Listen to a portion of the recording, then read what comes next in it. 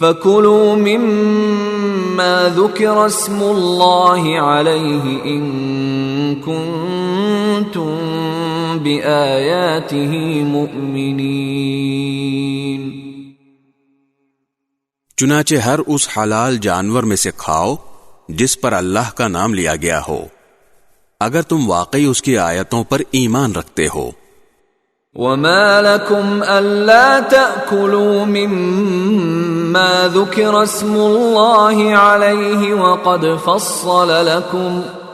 وَقَدْ فَصَّلَ لَكُم مَّا حَرَّمَ عَلَيْكُمْ إِلَّا مَا اضْطُرِرْتُمْ إِلَيْهِ وَإِنَّ كَثِيرًا لَيُضِلُّونَ بِأَهْوَائِهِمْ بِغَيْرِ عِلْمٍ إِنَّ رَبَّكَ هُوَ أَعْلَمُ بِالْمُعْتَدِينَ۔ اور تمہارے لیے کون سی رکاوٹ ہے جس کی بنا پر تم اس جانور میں سے نہ کھاؤ جس پر اللہ کا نام لے لیا گیا ہو، حالانکہ اس نے وہ چیزیں تمہیں تفصیل سے بتا دی ہیں جو اس نے تمہارے لیے عام حالات میں حرام قرار دی ہیں، البتہ جن کو کھانے پر تم بالکل مجبور ہی ہو جاؤ تو ان حرام چیزوں کی بھی بقدر ضرورت اجازت ہو جاتی ہے، اور بہت سے لوگ کسی علم کی بنیاد پر نہیں بلکہ صرف اپنی خواہشات کی بنیاد پر دوسروں کو گمراہ کرتے ہیں۔ بلا شبہ تمہارا رب حد سے گزرنے والوں کو خوب جانتا ہے۔ وَذَرُوا ظَاهِرَ الْإِثْمِ وَبَاطِنَهُ إِنَّ الَّذِينَ يَكْسِبُونَ الْإِثْمَ سَيُجْزَوْنَ بِمَا كَانُوا يَقْتَرِفُونَ۔ اور تم ظاہری اور باطنی دونوں قسم کے گناہ چھوڑ دو۔ یہ یقینی بات ہے کہ جو لوگ گناہ کماتے ہیں انہیں ان تمام جرائم کی جلد ہی سزا ملے گی جن کا وہ ارتکاب کیا کرتے تھے۔ وَلَا تَأْكُلُوا مِمَّا لَمْ يُذْكَرِ اسْمُ اللَّهِ عَلَيْهِ وَإِنَّهُ لَفِسْقٌ وَإِنَّ الشَّيَاطِينَ لَيُوحُونَ إِلَىٰ أَوْلِيَائِهِمْ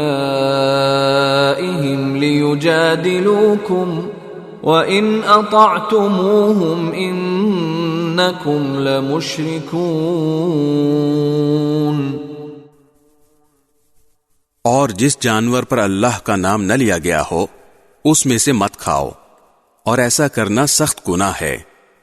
مسلمانوں، شیاطین اپنے دوستوں کو ورغلاتے رہتے ہیں تاکہ وہ تم سے بحث کریں، اور اگر تم نے ان کی بات مان لی تو تم یقیناً مشرک ہو جاؤ گے۔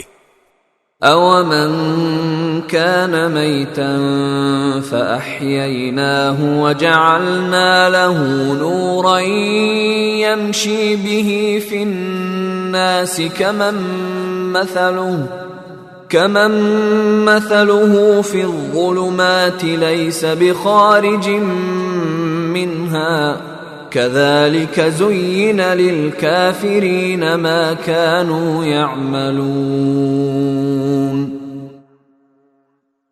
ذرا بتاؤ کہ جو شخص مردہ ہو پھر ہم نے اسے زندگی دی ہو اور اس کو ایک روشنی مہیا کر دی ہو جس کے سہارے وہ لوگوں کے درمیان چلتا پھرتا ہو، کیا وہ اس شخص کی طرح ہو سکتا ہے جس کا حال یہ ہو کہ وہ اندھیروں میں گھرا ہوا ہو جن سے کبھی نکل نہ پائے؟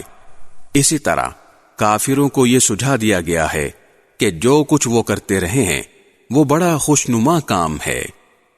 وَكَذَلِكَ جَعَلْنَا فِي كُلِّ قَرْيَةٍ أَكَابِرَ مُجْرِمِيهَا لِيَمْكُرُوا فِيهَا وَمَا يَمْكُرُونَ إِلَّا بِأَنفُسِهِمْ وَمَا يَشْعُرُونَ۔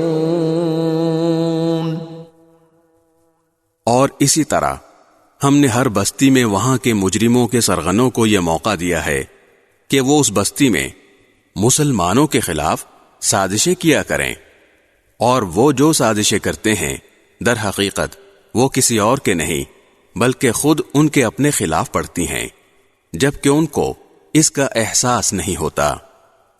وَإِذَا جَاءَتْهُمْ آيَةٌ قَالُوا لَن نُّؤْمِنَ حَتَّى نُؤْتَى مِثْلَ مَا أُوتِيَ رُسُلُ اللَّهُ أَعْلَمُ حَيْثُ يَجْعَلُ رِسَالَتَهُ سَيُصِيبُ الَّذِينَ أَجْرَمُوا صَغَارٌ عِندَ اللَّهِ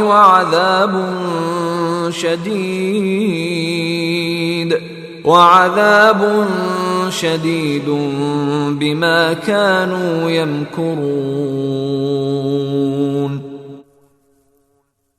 اور جب ان اہل مکہ کے پاس قرآن کی کوئی آیت آتی ہے تو یہ کہتے ہیں کہ ہم اس وقت تک ہرگز ایمان نہیں لائیں گے جب تک کہ اس جیسی چیز خود ہمیں نہ دے دی جائے جیسی اللہ کے پیغمبروں کو دی گئی تھی، حالانکہ اللہ ہی بہتر جانتا ہے کہ وہ اپنی پیغمبری کس کو سپرد کرے۔